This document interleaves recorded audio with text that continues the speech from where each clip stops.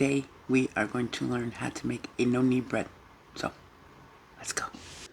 To a bowl, you want to add 3 cups of all-purpose flour, 1 teaspoon of salt. I'm using a half a teaspoon, that's why I've added 2. And a half a teaspoon of active dry yeast, 1.5 cups of very warm water. Now you want to give this a mix until it resembles a shaggy dough.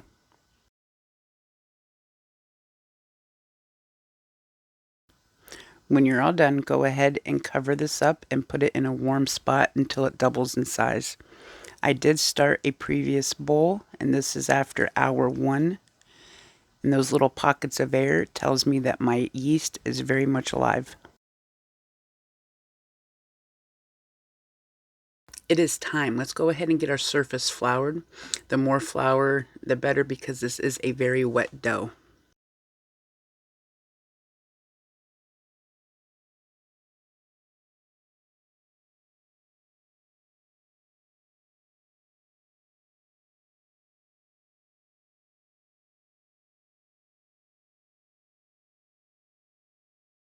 Now remember, this is a no knead, so we're not going to knead this. We're just going to stretch it out so we can add our inclusions. And your inclusions can be anything. The sky is the limit. On this loaf, I went ahead and I have some garlic and rosemary that I've muddled together. So it's kind of like a wet paste. My garlic was frozen. And then I'm going in with some very sharp white cheddar cheese.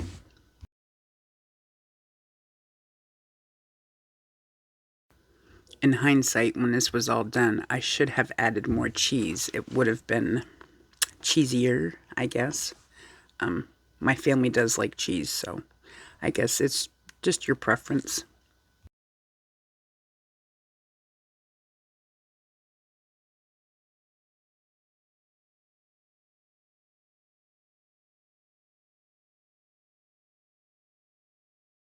We're going to go ahead and get this folded over onto itself.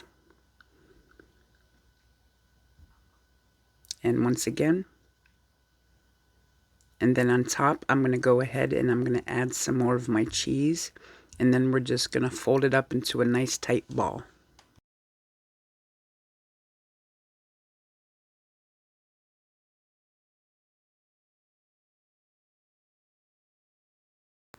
You kind of want to work your dough so you can get that bottom seam tightened up so it doesn't open up on you. Go ahead and grab a piece of parchment paper, and I have my oven set at 450, and I've had my Dutch oven in the oven preheating for about 30 minutes or so. I'm going to go ahead and flour the top of this, and I'm going to score it to let some of that air escape. We're going to bake this for 30 minutes with the lid on, and then 15 minutes with the lid off.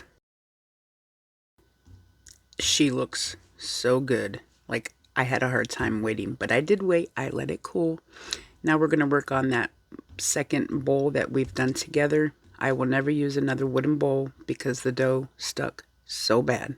But I have learned my lesson.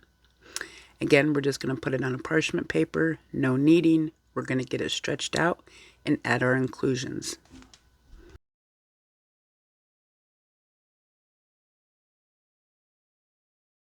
I'm going to go ahead and make this one more of a sweet bread. I'm going to add in some cran raisins, which my kids just love, some cinnamon, and some brown sugar.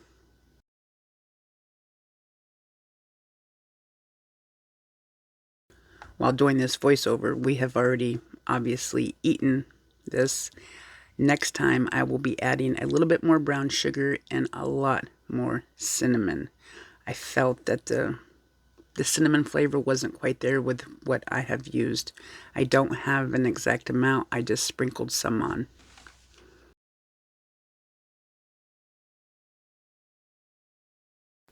And I'm going to go ahead and pat this down as to not allow my cran raisins to fall out when I go ahead and I roll this up.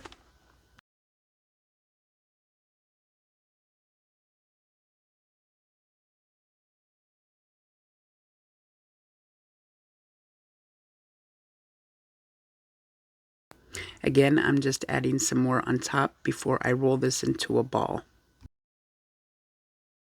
What I have learned from this no-knead bread is allow it to rise for a minimum of 4 hours and do not use a wooden bowl. And that's about all I have to say about it. Other than that, I found it very easy, very fulfilling and satisfying to know that I can now make my family bread.